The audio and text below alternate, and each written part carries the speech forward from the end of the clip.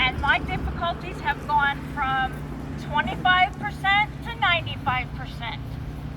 So, my husband and I are out here because we care, and we want everybody to know it. So what do we want? Clean air. When do we want it? Now! That's right. Shore love, shore love. Woo! Thank you, Jennifer. And that's real talk. You know, the numbers are there. From what, 29% you said? Yes, ma'am. 97. To 97%. That's not right. And this is a case that is known. What about those who don't know? You know, that's the scary piece. This community is full of children. It is. Full of children. And it's not right that they have to live in air that is detrimental to their health. So thank you, Jennifer.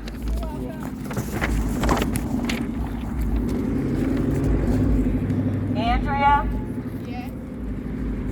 Come on, Andrea. Oh, wait. Andrea? Huh? Oh, we're gonna do you at the next stop. So what? So we're gonna have stuff. We're gonna get the peace marshals together while the peace marshals are forming. I'm gonna have Beth give instruction as far as what we're gonna be doing. Okay? All right, hi everybody, my name is Beth Field. I'm with the Big Love Network. We work on environmental racism throughout the city of Akron. I'm so grateful to see all of you here today. Can we give you all a round of applause? Woo! Yes. All right, so police marshals have this handy dandy bright vest on. Please listen to the police marshals. We are here to keep you safe. And we are here to make sure that if anybody has any complaints that they want to come to a protest about or anything, point them towards the peace marshal, and the peace marshals know what to do. We will stop. We're gonna march to Alterra and back, but we will stop along the way and hear different speakers talk about the different issues that are facing East Akron at this time. So with that, I think we're going to start, and we're going to walk this way and turn down Erickson. And we are here to talk about what happened with that fire. It happened right across the street from where we were just gathered at. And Miss Andrea here was a resident up until recently because of that fire, and she's here to tell her story. Good afternoon. Good afternoon. Yeah. Woo! To be here today. It is. Okay. So, September 5th, right here? Yep. Yeah, there you go. It was the worst day of my life. We had to just go, no thinking. We weren't able to grab medicine that we needed for asthma, allergies. It was just too much to breathe. We weren't able to breathe. Thick cloud, smoke, polluted, black, just crazy, okay? But we got through it. We're here today. I was a little upset of how they dealt with us at the Firestone place. It was just, hey, come here. What would they call it? A safe place, yes. I was able to charge my phone, thank you. I just felt like they just didn't have no, they just didn't care. Maybe it was our zip code. Maybe it's where we call home. I don't know. They just dealt with us like we were nothing. And that ain't right. And that ain't right. So I'm glad I'm here to speak today, because there's some people out there who can't speak. You know, I just after the fire, we were sleeping in our car. Me and my 3 children here. It was too much pollution. They sent us back straight immediately back to what was harming us. You see what I'm saying? When we was breathing. That ain't right. It ain't right. We were in our car for a few days.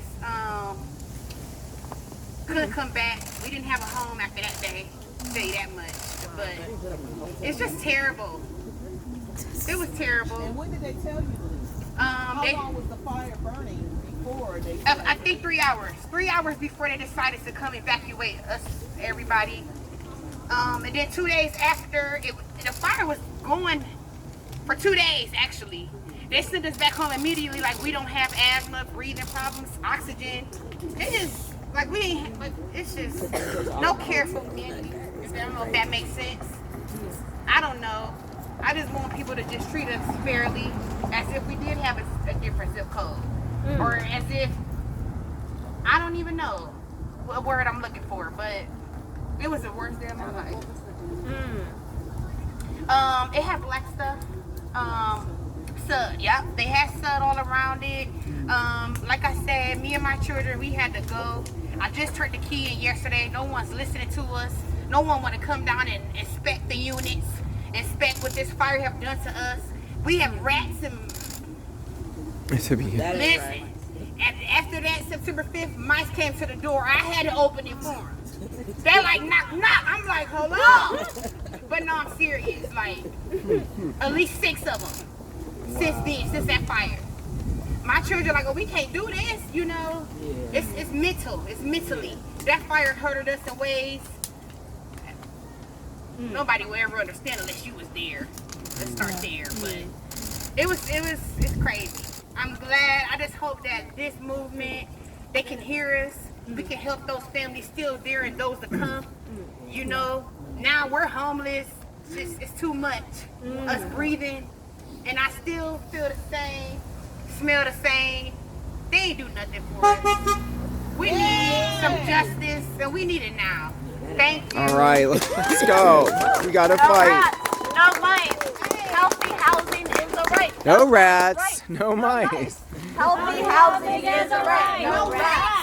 No mice. Healthy housing is a right. No mice. Healthy housing is a right. So some of the demands that we've come up with is a disaster relief fund that needs to get started and disaster relief planning for the neighborhood.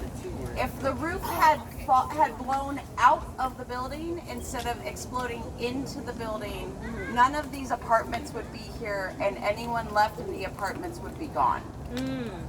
A whole half-mile radius that we are currently standing in would be gone as a city. That also includes the plant that we're on our way to, which is full of toxic chemicals. If that plant had blown with the other plant, we could have said goodbye to entire swatches of Firestone Park, East Akron, and Ellett. And there is no disaster planning for evacuation and for these residents. And